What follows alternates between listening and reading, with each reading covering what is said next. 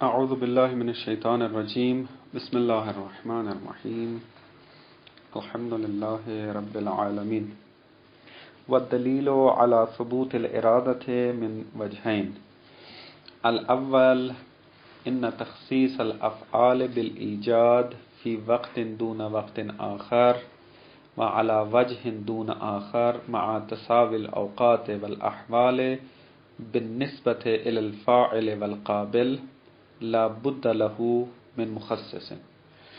بات ہماری ارادہ الہی میں چل رہی تھی کہ آیا خداوند متعال صفت ارادہ رکھتا ہے یا نہیں، اور عرض کیا تھا کہ چونکہ یہ صفت کمالی ہے اور خداوند متعال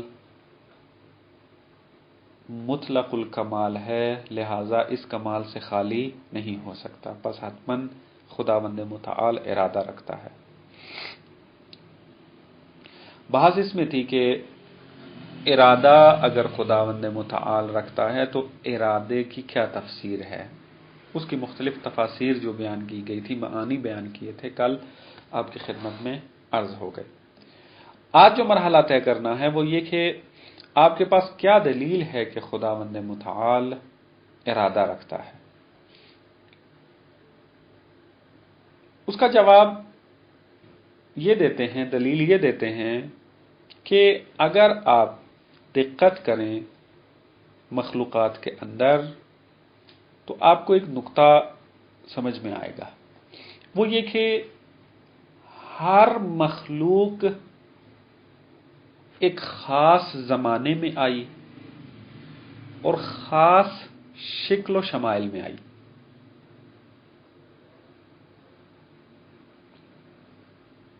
زمانہ بھی خاص ہے، مثلا آپ اپنے زمانے میں پیدا ہوئے، مثلا جو آپ کی ولادت کا دن ہے، اس سے پہلے موجود نہیں تھے، اور اس کے بعد والے زمانے میں نہیں آئے، بلکہ اسی زمانے میں آئے کہ جس میں آپ متولد ہوئے،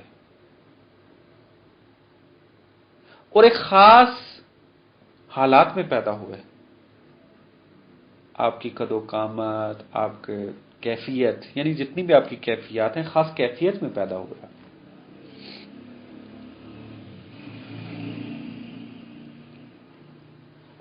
سوال یہاں پر یہ اٹھتا ہے کہ وہ کون سی چیز ہے، وہ کون سی صفت ہے خداوند متعال کے اندر کہ جو سبب بنتی ہے کہ خدا مخلوقات کو خاص زمانے اور خاص حالت میں خلق کرے۔ کون سی چیز ہے؟ مثلا آپ دیکھیں کہ ایک سر والا انسان اور 10 سر والا انسان دونوں ممکن الوجود ہیں، لیکن خداوند متعال نے انسان کو جب خلق کیا تو ایک سر والا خلق کیا، 10 سر والا خلق نہیں کیا۔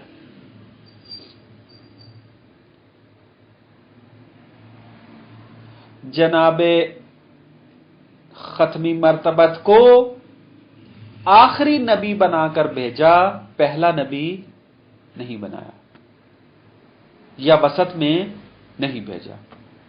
یہ کون سی ایسی چیز ہے کہ جو موجب بن رہی ہے کہ خداوند متعال مخلوقات کو اس طریقے سے خاص خاص حالت اور زمانے میں خلق کرے؟ خوب چند صورتیں آپ کے سامنے ہیں۔ کوئی بندہ آ گیا جواب یہ دے کہ چونکہ خداوند متعال قادر ہے، قادر مطلق ہے، لہذا خاص زمانے میں خلق کیا جناب ختمی مرتبت کو اور خاص حالت میں پیدا کیا، چونکہ قادر مطلق ہے۔ اگر کوئی اس تخصیص کا سبب قدرت کو بیان کرے تو اس کے اوپر اعتراض وارد ہوگا۔ کیا ہے کہ قدرت کی جب ہم نے بحث کی تھی تو وہاں پر جب عمومیت قدرت ثابت کرنے لگے تو ایک مطلب وہاں پر ثابت کیا تھا کہ قدرت خداوند چونکہ عین ذات ہے، اور ذات چونکہ تمام مخلوقات کی نسبت مساوی ہے، قدرت بھی کیا ہے؟ مساوی ہے۔ تو جب قدرت الہی تمام مخلوقات کے مساوی ہے تو پھر سوال پھر وہی پیدا ہو جاتا ہے کہ جب خداوند متعال تمام ممکنات کے اوپر جو ہے وہ مساوی طور پر قادر ہے تو پھر ایک سر والا انسان خلق کیوں کیا، 10 والا کیوں نہیں خلق کیا؟ سوال تو پھر بھی آ جائے گا۔ پس تخصیص والا مسئلہ حل نہیں ہوا قدرت کی صورت میں۔ یا پیغمبر ختمی مرتبت کو کیوں آخری نبی بنا کر بھیجا، پہلا نبی کیوں نہیں بنا کر بھیجا؟ قدرت سے ثابت نہیں کر سکتے آپ۔ قدرت سے فقط آپ یہ ثابت کر سکتے ہیں کہ خدا چونکہ قادر ہے لہذا ختمی مرتبت کو خلق کیا ہے، لیکن یہ قدرت کے ذریعے نہیں ثابت کر سکتے کہ چونکہ خدا قادر ہے پس آخر پیغمبر بنا کر بھیجا ہے، پیغمبر آخر الزمان بنا کر بھیجا ہے اس کو۔ یہ قدرت کے ذریعے ثابت نہیں ہوتا کیونکہ قدرت مساوی ہے۔ اور دوسرا یہ بات ہے کہ قدرت جو ہے اس کی حقیقت ہے ایجاد کرنا، تخصیص لگانا نہیں۔ جو بھی چیز قدرت رکھتی ہو اس کا کام ہوتا ہے ایجاد کرنا، جو بھی اس کے لیے ممکن ہو جائے، جو بھی اس کی دسترس میں موجود ہو اس کو خلق کر دینا یا ایجاد کر دینا یا فعل کو انجام دے دینا۔ لیکن تخصیص جو وہ قدرت کے اندر نہیں پائی جاتی۔ خاص کر دیا گیا زمانے کے ساتھ یا کسی حالت کے ساتھ، یہ قدرت کے اندر صلاحیت موجود نہیں ہے۔ تو یہ سوال یہ ہے کہ کیوں یہ تخصیص جب جناب ختمی مرتبت کو خداوند متعال نے خلق کیا، اس خلق سے ہمیں یہ پتا چل گیا کہ خدا قادر ہے، لیکن سوال یہ ہے کہ کیوں اس کو آخر الزمان والا نبی بنا کر بھیجا؟ قدرت جواب نہیں دیتی اس کو، کیونکہ قدرت متساوی ہے۔ خوب، کوئی آ کر جواب دے آپ کو کہ اچھا قدرت تو نہیں ہو سکتا یہ تخصیص کا سبب۔ کہتے ہیں چونکہ خدا عالم تھا لہذا مخلوقات میں تخصیص پائی جاتی ہے۔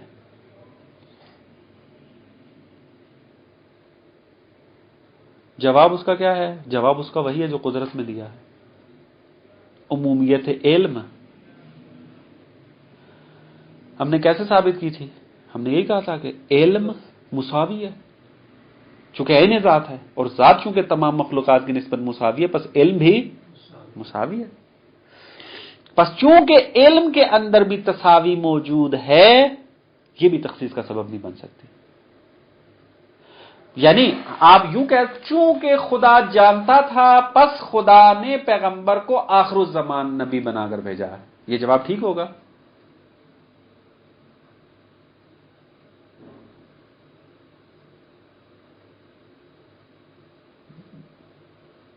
اشکال ہوگا؟ نہیں، جواب ٹھیک نہیں بنتا۔ چونکہ خدا جانتا تھا اس لیے اس کو کیا ہے؟ آخر الزمان والا نبی بنا کر بھیجا ہے۔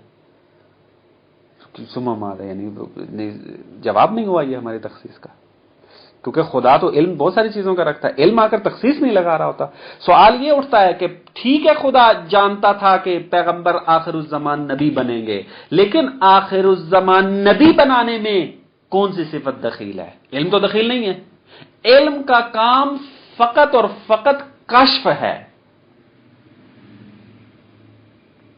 تخصیص اس کے اندر نہیں ہے۔ جو بھی واقعیت ہے علم اس کو کشف کرتا ہے۔ ایک واقعیت اس کائنات میں ہے کہ ختم مرتبیت آخر الزمان کے نبی ہیں، علم نے اس کو کشف کر دیا، لیکن تخصیص تو نہیں لگایا آگے۔ بس علم میں یہ صلاحیت نہیں ہے کہ وہ تخصیص کا کام انجام دے۔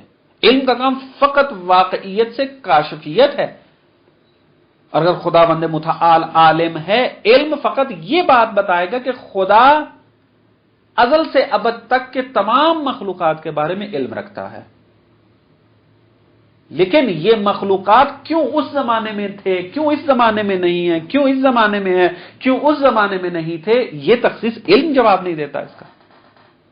یعنی اس کا جواب یہ نہیں ہے چونکہ خدا عالم تھا پس وہ اس زمانے میں آ گیا، وہ اس زمانے میں چلا گیا، پس علم بھی نہیں ہے۔ شارح فرماتے ہیں پس جب علم نہیں بن سکتا تخصیص کا سبب، قدرت نہیں بن سکتی تخصیص کا سبب، تو باقی صفات کے اندر تو اس میں قدرت ہی نہیں ہے کہ وہ تخصیص والا کام انجام دے، انہی کے اندر تھوڑا بہت نظر آ رہا تھا، یہی تخصیص کا سبب نہیں بن سکے۔ بس کہتے ہیں کہ خدا کے اندر ایک مخصص موجود ہے، ایک صفت موجود ہے کہ جو اس تخصیص کا کام انجام دے رہی ہے، اور وہی چیز ہے کہ جس کو ہم ثابت کرنا چاہتے ہیں، اس کا نام ہے ارادہ۔ کیوں ختمی مرتبت آخر الزمان کے والے نبی بنے؟ کیونکہ خدا نے ارادہ کیا ہے۔ کیوں میں آج کے صدی میں خلق ہوا ہوں، اس سے پہلے خلق کیوں نہیں ہوا؟ کیونکہ خدا کا ارادہ یہی تھا۔ تخصیص واضح ہے، جواب بھی مل رہا ہے۔ کیوں میں اس حالت میں ہوں؟ چونکہ خدا نے ارادہ کیا۔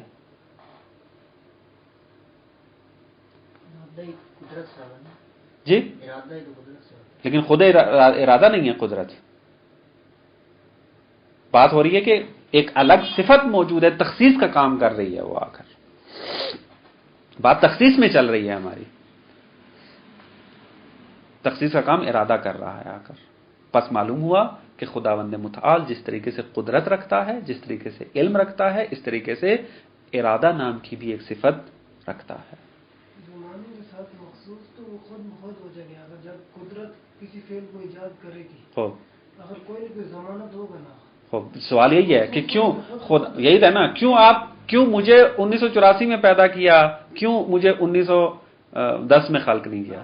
وہ تو چلو وہ تو مسئلہ تو خدا ہو سکتے ہیں، لیکن اگر آپ کو 1984 میں بعد خلق کیا تو یہ آپ کا تخصیصیت جو خصوصیت ہوئی آپ کے ساتھ خاص ہو 1984 کا زمانہ، جو قدرت کے ایجاد کرنے کی وجہ سے، کیونکہ قدرت کا نتیجہ ہے، جب وہ چیز کو ایجاد کرے گی قدرت کا نتیجہ ہے، تو تمام چیزیں مخلوقات تھیں، ممکن الوجود تھیں، قدرت جو ہے تمام کی طرف مساوی تھی، تو جب سے خدا قادر ہے پھر تمام چیزیں کیا ہیں؟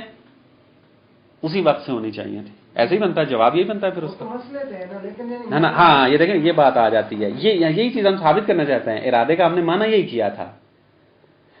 جواب آپ سے کیا نکلا ہے منہ سے کہ مصلحت الہی کا تقاضا یہ ہے کہ میں اس صدی میں آؤں اور فلانا اس میں نہ آئے، اسی کا نام ارادہ ہے۔ ہم نے ارادے کا کیا معنی کیا تھا؟ جس کو قبول کیا ہے، والحق کیا کہا تھا؟ فَإِذَنْ الْحَقُّ مَا قَالَهُ ابو الحسین البصری۔ ابو الحسین البصری نے کیا کہا تھا؟ ابو الحسین البصری کہہ رہا تھا، عبارتیں دیکھیں، ابو الحسین البصری کہہ رہا تھا علمہ تعالی بما فی الفعل من المصلحت الداعی الی ایجادہ، کہ خداوند متعال مرید ہے، کیا معنی؟ کہ خداوند متعال فعل کے اندر موجود مصلحت کا علم رکھتا ہے، اور علم بالمصلحت سبب بنتا ہے کہ خدا اس کو ایجاد کرے۔ خدا نے مصلحت جانی، مصلحت دیکھی کہ میرے لیے جو زمانہ ہے وہ یہ بہتر ہے، خدا نے مجھے اس زمانے میں خلق کیا۔ علم بالمصلحت ارادہ الہی ہے، ارادے کی یہ تفسیر کی ہے ہم نے۔ بس معلوم ہوا علم مطلق سبب نہیں ہے، قدرت سبب نہیں ہے تخصیص کی، بلکہ علم بالمصلحت سبب ہے تخصیص کا، اور علم بالمصلحت یہی ارادہ ہے۔ علم مقید کو ہم نے ارادے کا نام دیا ہے۔ بات واضح ہے؟ یہ ایک دلیل دی تھی۔ دوسری دلیل یہاں پر یہ دیتے ہیں کہ خداوند متعال چونکہ امر کرتا ہے، چونکہ نہیں کرتا ہے، امر دینے سے ہم اس بات کو سمجھ جاتے ہیں کہ خداوند متعال ارادہ رکھتا ہے، کیونکہ انسان جب تک ارادہ نہ رکھے اس وقت تک انسان کسی کو امر نہیں دے سکتا۔ یعنی جب تک میں پانی پینے کا ارادہ نہیں کروں گا، میں آپ کو امر نہیں کر سکتا کہ آپ پانی لے کر آؤ۔ امر کا کوئی زمینہ فراہم نہیں ہوا تاکہ میں امر کروں۔ امر کا زمینہ تب فراہم ہوتا ہے جب آمر کسی چیز کا ارادہ کر لے۔ برابر ہے؟ پس چونکہ ہم دیکھ رہے ہیں کہ خداوند متعال نے اپنا اقیم الصلاۃ کہا ہے، خدا نے کہا ہے صدقہ دو، زکوٰۃ دو، مثلا اس قسم کے امر موجود ہیں، ہم ان امر الہی سے سمجھ جاتے ہیں کہ خداوند متعال ارادہ رکھتا ہے، کیونکہ امر مستلزم ہے ارادے کو. ایسا نہیں ہو سکتا کہ ارادہ نہ ہو لیکن امر موجود ہو، نہ، ارادہ ہے تو امر ہوگا، والا امر بھی نہیں ہوگا. یہ دوسری دلیل دی ہے شارح محترم نے. عبارت دیکھیں،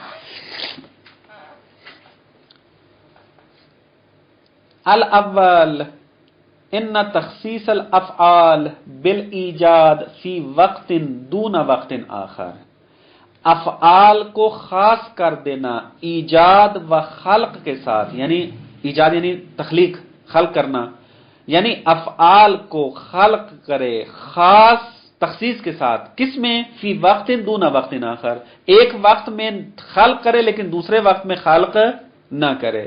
وعلی وجہ دون آخر، ایک حالت میں پیدا کرے لیکن دوسری حالت میں پیدا نہ کرے. مثلا مجھے اس حالت میں پیدا کیا جیسے میں ہوں، کسی اور حالت میں پیدا نہیں کیا، آپ والی حالت میں پیدا نہیں کیا، حیوان والی حالت میں پیدا نہیں کیا.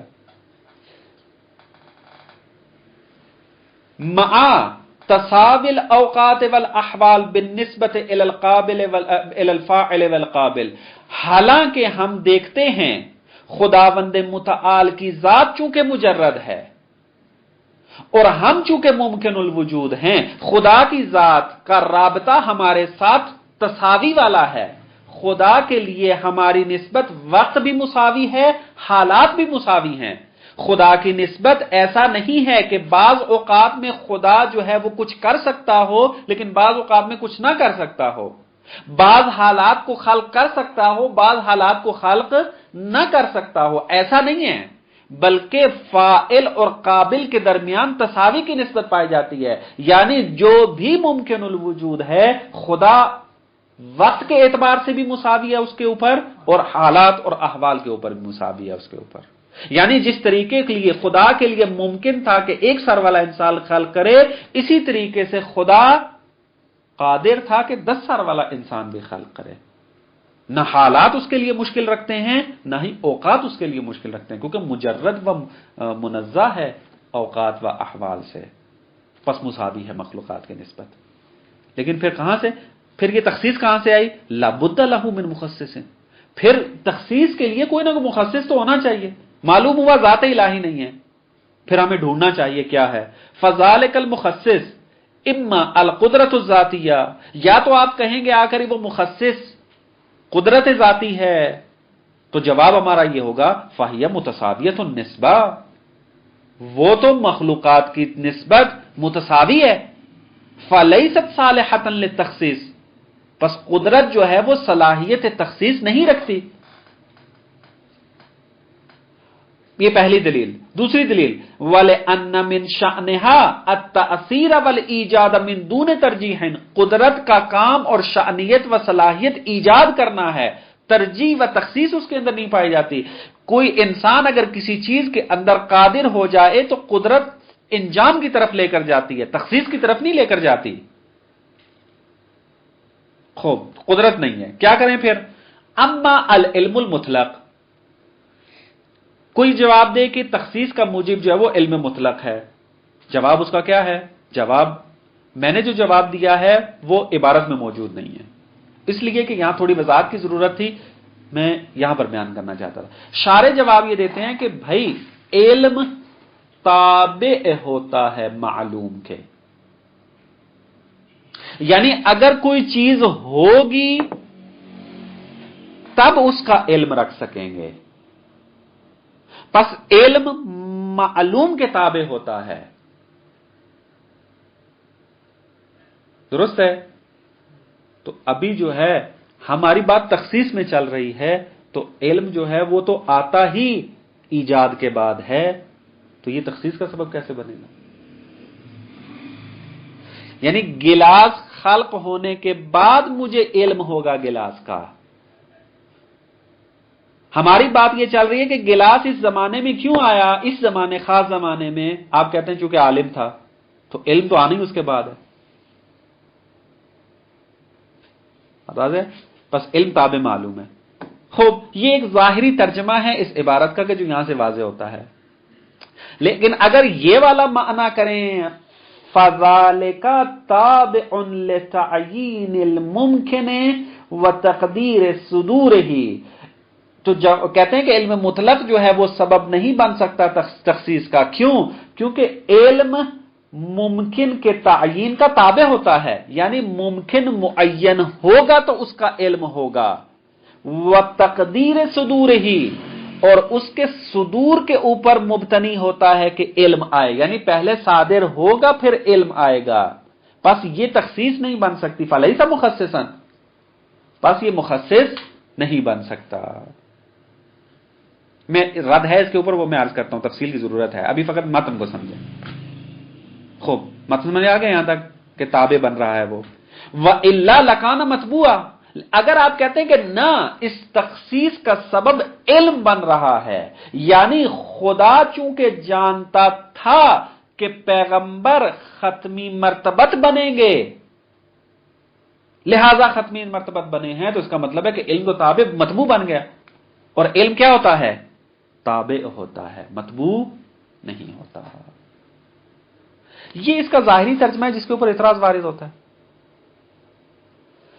اعتراض یہ وارد ہوتا ہے کہ خداوند متعال علم جو رکھتا ہے وہ مخلوقات کے خلق ہونے سے پہلے رکھتا ہے یا نہیں رکھتا؟ رکھتا ہے. تو پھر یہ جو آپ کہہ رہے ہیں کہ علم تابع ہوتا ہے تعین ممکن کے، یعنی ممکن پہلے معین ہوگا تو علم حاصل ہوگا، تو پھر خدا کے مورد میں ٹھیک ہے، میرے مورد میں تو ٹھیک ہے، گلاس اگر آئے گا تو مجھے گلاس کا علم ہوگا. وائلہ مجھے گلاس کا کہاں سے علم ہوگا؟ میرے مورد میں ٹھیک ہے، لیکن خدا کے مورد میں ہم یہ کہہ سکتے ہیں کہ جب ممکن معین ہوگا تو علم حاصل ہوگا. بس علم مخصص نہیں بن سکتا. کیا؟ تو علم الہی پڑھا نہیں ہے، ثابت کر دیں اس کے اندر. کیا؟ ایک تھا قادر مختار، بس وہی ہے. اس سے یہ ثابت نہیں ہوتا کہ ایک چیز کے خلق کرنے سے پہلے اس کے علم رکھتا ہے. تو یہی چیز اب نا، وہ عرض کیا تھا، بعض باتیں یہاں سے چھوٹ گئی ہیں، وہ یہاں بیان بھی نہیں کرنی، کیونکہ بعض مسائل بہت سخت ہیں، اس کتاب کے لیول کے نہیں ہیں. یہاں پر ابھی بحث ہو رہی ہے خدا ایک چیز کو ایجاد کرنے سے پہلے علم رکھتا. چونکہ ہم خود نا، ہمارے متکلمین اور سب مسلمان متفق ہیں اس بات کے اوپر کہ خدا ازل سے ابد تک ہر چیز کا عالم ہے، اس میں تو کوئی شک نہیں ہے اس کے اندر. فقط تبیین میں فرق ہے کہ تبیین کیسے کرنا ہے اس کو. بہرحال اس بات میں نہیں جاتے چونکہ بہت لمبی بات ہے وہ.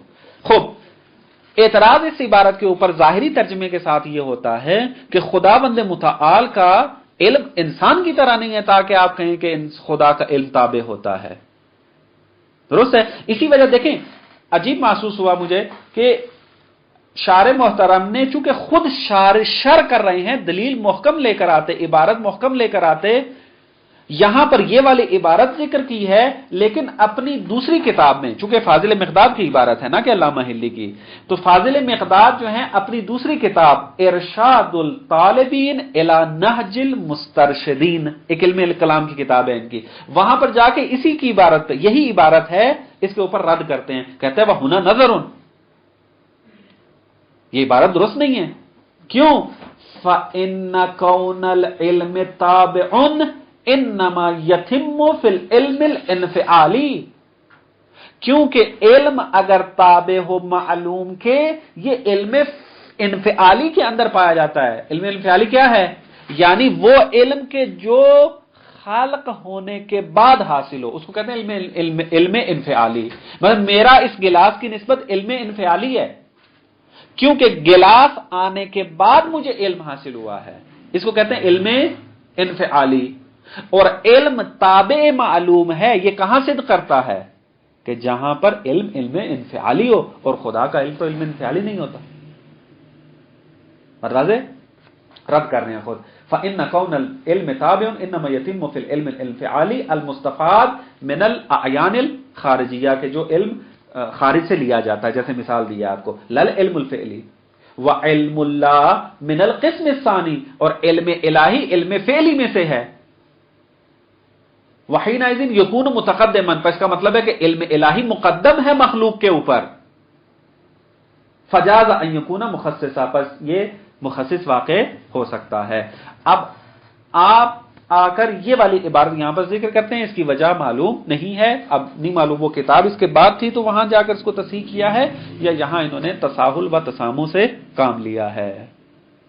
اور واضح ہوئی ہے. بس یہ سادہ طور پر ہم اس کا معنی نہیں کر سکتے. دلیل وہی محکم ہے کہ جو عرض کی تھی کہ علم بھی قدرت کی طرح کیا ہے؟ مساوی ہے. بس علم بھی مخصص واقع نہیں ہو سکتا. یہ کہہ رہے واقع ہو سکتا ہے نہ یہ اس عبارت پہ رد کر کے پھر کہتے ہیں مخصص واقع ہو سکتا ہے. کیسے واقع ہوتا ہے؟ چونکہ وہ علم فعل ہی ہے. علم فعل مخصص واقع ہوتا ہے وہ الگ بات ہے, اس میں موارد نہیں ہونا چاہتا.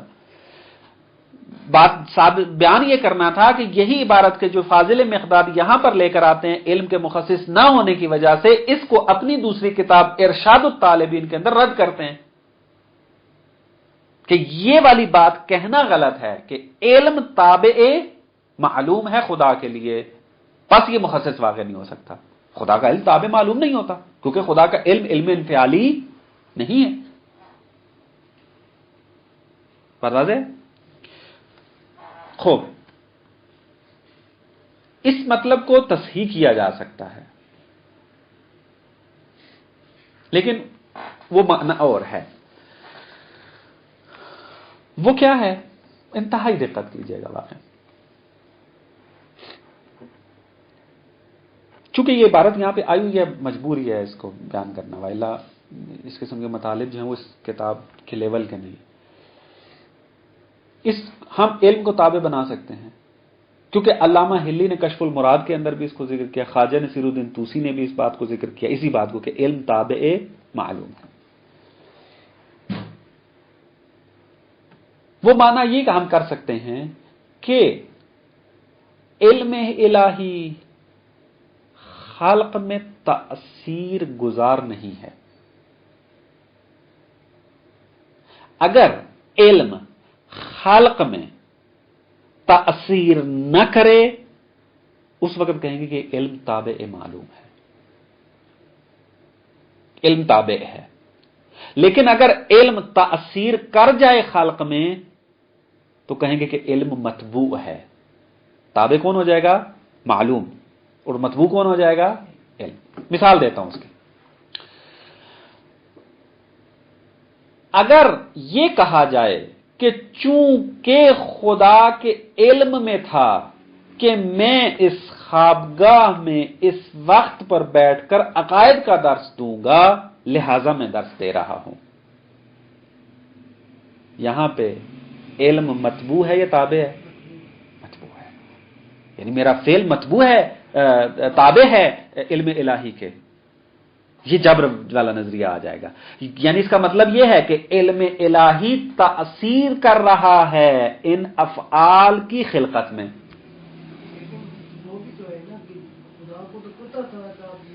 وہ جواب نہ دیں ابھی, اس میں مطلب فقط سمجھے اس کے اندر آ کے. تابع اور متبوع کو سمجھانا چاہتا ہے اس عبارت کو تصحیح کرنے کے لیے, تھوڑا مطلب سمجھے اس میں. ابھی اس میں بات نہیں ہے, یہ پھر مفصل بات نہیں.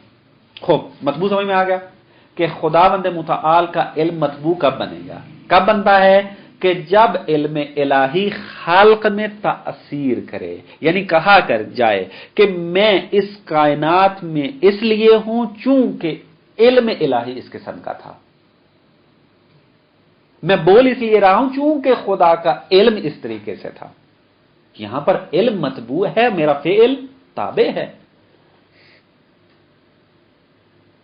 لیکن اگر یوں مانا کیا جائے کہ خدا کو پتا تھا کہ یہ اپنے اختیار سے فلاں فعل انجام دے گا, اس بات کا علم رکھتا ہے. یعنی خدا جانتا تھا ازل سے کہ یہ انسان فلاں ٹائم میں اپنے اختیار سے فعل کو انجام دے گا.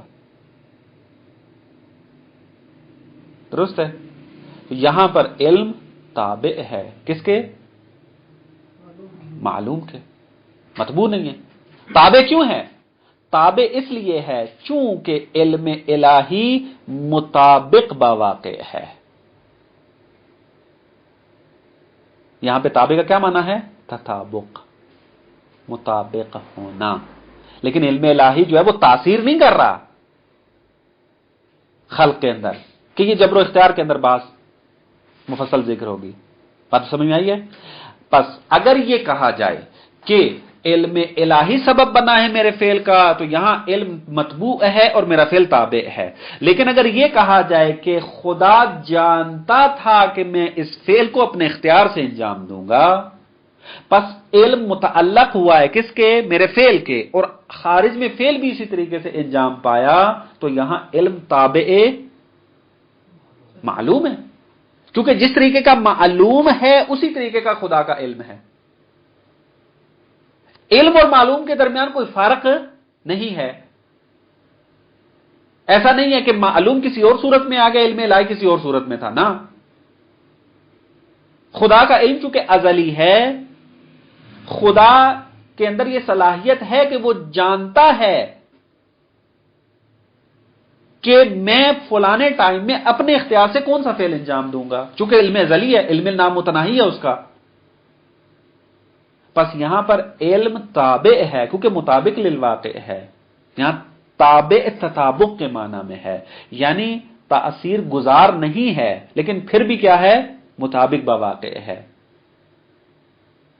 اگر یہ معنی کرتے ہیں آ کر تو یہ بات درست بنتی ہے. یہاں پر فضال کا علم مطلق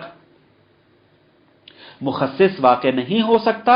کیوں؟ فضال کا تابع لتعیین الممکن، کیونکہ علم جو ہے وہ ممکن کی تعین کے تابع ہے. یعنی خدا کو پتا ہے کہ فلانے وقت میں ممکن نے اپنے اختیار سے اس قسم کا تعین کرنا ہے، معین ہونا ہے اس نے اس قسم کا، حالات اس قسم کے ہیں تو اس حالت میں وہ ممکن ہوگا. خدا پہلے سے جانتا ہے، پس علم تابع ممکن ہے. فذالک تابع لتعیین الممکن و تقدیر صدورہ فلیس مخصصا، پس علم مخصص واقع نہیں ہو سکتا. والا لکان متبوعا، اگر آپ کہتے ہیں کہ علم مخصص واقع ہو تو اس کا مطلب ہے کہ علم متبوع ہے. یعنی یہ جس طرح کہ میں مثال دے رہا تھا، میں یہاں پر کیوں ہوں؟ کیونکہ علم الہی کے اندر اس طریقے سے تھا، تو اس کا مطلب علم الہی متبوع ہے، میں تابع ہوں، پس جبر لازم آ رہا ہے یہاں پر. حالانکہ علم الہی متبوع نہیں ہے بلکہ کیا ہے؟ تابع ہے. پس یہ والا اگر معنی کر لیا جائے تو عبارت درست ہے، کوئی مشکل پیش نہیں آتی. لیکن اگر اس کا ظاہری معنی کریں، تابع والا وہ معنی کریں کہ جو علم انفعالی میں پایا جاتا ہے کہ خلق ہونے کے بعد علم ہونا، وہ اگر معنی کریں گے یہاں پر تو وہ معنی غلط ہوگا، معنی درست نہیں بنے گا. لیکن اگر یہاں تابع کو ہم اس معنی میں لیں جس معنی میں عرض کیا کہ تابع ہونے سے مراد یہ ہے کہ خدا کا علم چونکہ ازلی ہے، لہذا جانتا ہے کہ مخلوقات نے اپنے اختیار سے کون کون سا فعل انجام دینا ہے، اور اس کا علم مطابق للواقع بھی ہے. تابع یعنی مطابق للواقع ہونا. پس اس اعتبار سے مشکل پیش نہیں آتی عبارت میں، اور مطلب ٹھیک ہو جائے گا. پس نہ قدرت تاثیر کری، مخصص بنانا علم. وَأَمَّا باقی الصفات فظاہر، باقی صفات تو واضح ہے کہ انہا لیست صالحۃ للتخصیص، وہ تخصیص کا سبب بن ہی نہیں سکتی. فَإِذَنْ المخصص کون ہے؟ هو علم خاص مقتضٍ لتعیین الممکن ووجوب صدورہ عنہ. وہ ایک علم خاص ہے جو مخصص بن رہا ہے، اور وہ اقتضا کرتا ہے کہ ممکن معین صورت میں خالق ہو اور واجبی صورت میں خالق ہو. حتماً کیا ہے؟ خالق ہو فلانے زمانے میں، حتماً خالق ہو فلانے حالت کے اندر. وہ علم خاص کیا ہے؟ وَهُوَ الْعِلْمُ بِاشْتِمَالِهِ عَلَى مَصْلَحَةٍ. وہ علم خاص کیا ہے؟ کہ خدا علم رکھتا ہے کہ فلاں فعل یا ممکن مصلحت رکھتا ہے کہ لا تحصل الا فی ذلک الوقت، اور وہ مصلحت فقط اس وقت میں حاصل ہو سکتی ہے، اس کے علاوہ حاصل نہیں ہو سکتی. لہذا اسی حالت میں اسی زمانے میں اس کو خلق کرتا ہے. وعلی ذلک الوجہ، اور اس کو یہ بھی پتا ہے کہ اس حالت میں مصلحت حاصل ہوگی، لہذا اسی حالت میں خلق کرتا ہے، نہ کہ کسی اور صورت میں خلق کرتا ہے. وذالک المخصص، اسی مخصص اور علم خاص کو، علم بالمصلحت کو، هو الارادہ، ارادے کا نام دیتے ہیں. والسلام علیکم ورحمۃ اللہ.